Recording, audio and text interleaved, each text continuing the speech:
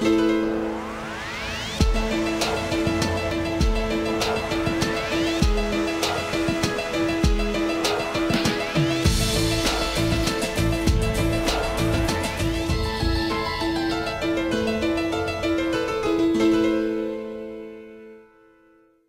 town of Gien, situated in the heart of France on the banks of the River Loire, is also renowned for its blue, in other words, its faience.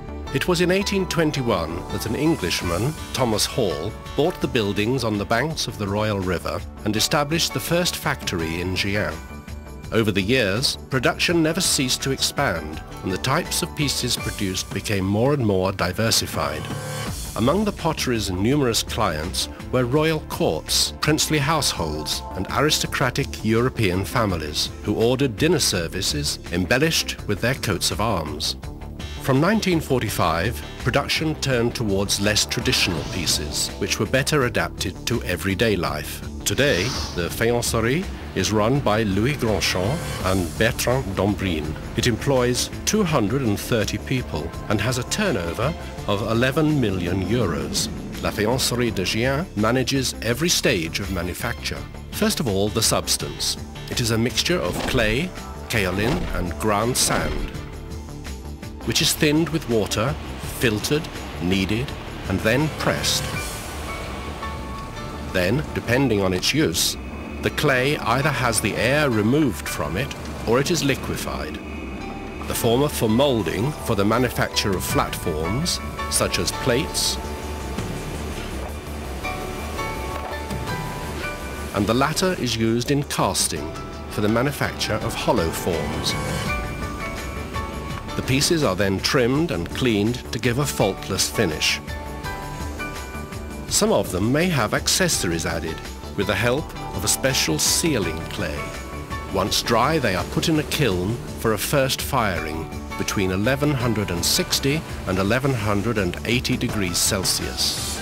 When they come out of the kiln, the pieces are called biscuits. They are now ready to be decorated. The art of decoration is comparable to the skills of artists. Different techniques are used: hand printing,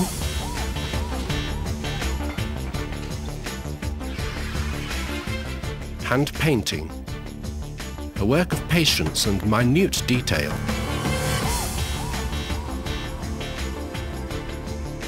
or transfers for contemporary pieces already enameled. The pieces are then passed through an impressive tunnel kiln at 1080 degrees Celsius.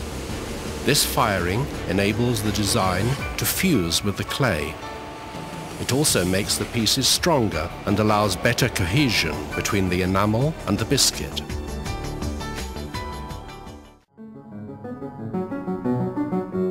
For centuries, Gien Faience has been appreciated for its distinctive personality, for the richness of its colors and the fineness and variety of its shapes.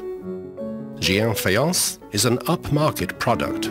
Why is that so? Because it is partly handmade, according to traditions of craftsmanship, and because each piece is unique. Gien Faience, therefore, bears distinctive characteristics, different nuances in its colors, minute differences in its designs and its shapes, all contribute to its charm.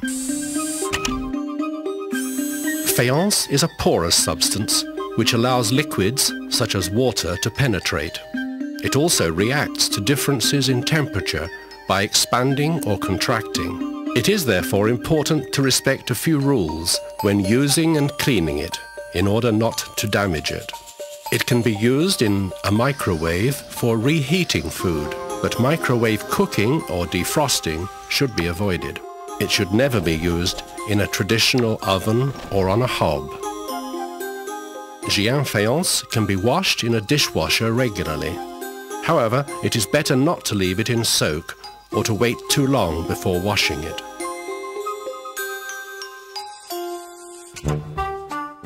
The Gien Faiencerie uses various techniques for decoration, one of which is a design applied before enameling. The enamel must therefore be perfectly transparent, so as to allow all the different shades of colors to appear. You may notice 3 little marks on the underside of certain pieces. They are marks left in the enamel after firing. Explanation: flat pieces are laid onto 3 spikes during the firing, which permits enameling over the entire surface. This is the guarantee of long life and hygiene for our faience. Yet another distinctive feature is that the base of hollow pieces is not enameled. Because of their shapes, cups, jugs and bowls cannot be stacked on spikes during firing. Their bases are therefore left unenameled so that they shouldn't stick to the oven. They are, however, treated in such a way that they will remain non-porous and hygienic.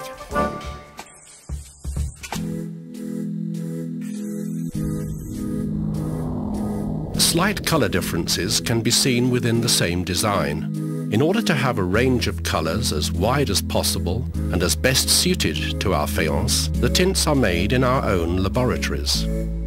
How is this achieved? For printed designs, we use 2 different techniques. A dish cannot be decorated in the same way as a cup because they have different shapes. Hollow pieces are hand-printed, whereas flat pieces are printed by machine. Because the tints are applied by hand and are chosen according to subtle criteria, every piece is unique. The characteristics of each color also vary according to the temperature and humidity. The amount of tint applied may therefore vary, and this in turn produces subtle nuances. Whatever technique of decoration is used, whether it be painting, printing or transfers, the operation is done by hand. Obviously, the degree of precision in applying the design differs with each person performing the task. Thin bands and accessories such as handles are always hand-painted, which is a sign of the prestigious faience. Shapes may vary from one piece to another because the assembling of accessories is done by hand. And faience is a living, unstable substance which contracts upon drying. On average, a piece loses 1 centimeter during the process. Drying must therefore be uniform. The high level of plasticity of the clay used and the different operations necessary during the assembling of pieces create constraints which are the cause of noticeable differences even after firing. At the Gien Faiencerie, we take the same care over producing everyday pieces or pieces of art. The standards used in the selection of pieces takes into account all the constraints linked to this type of production. Every individual piece is examined by hand. First, the biscuit is selected. Then 2 more selections take place after the enameling and decoration. Gien Faience guarantees the best possible compromise between the beauty of the product and the techniques of craftsmanship used in manufacturing.